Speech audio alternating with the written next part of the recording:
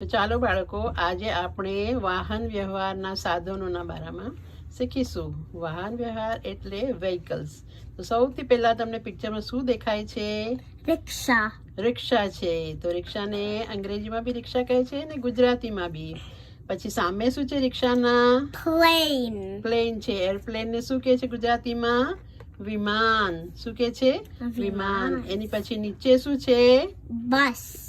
બસ છે. બસને બસ જ કહેશું. પછી તમને દેખાય છે બળદગાડું છે. બે બળદ આગળ લાગેલા છે અને અચ્છા, એને બુલકાર્ટ કહે છે. પછી એક લાંબુ કઈ ટ્રેન જેવું દેખાય છે. ટ્રેનને શું કહે છે? આગગાડી. શું કહે છે? આગગાડી. અને એની નીચે પાણીના અંદર કઈ છે, એ શું છે? શિપ છે મોટી. તો એને શું કહે છે? આગબોટ યા શિપ યા જહાજ પણ કહે છે એને. ઠીક છે. તો આપણે વધુ આના બારામાં બીજું શીખીશું આપણે બીજા વિડીયોના અંદર. તો ફરી મળીશું. Don't forget two subscribe, like and share.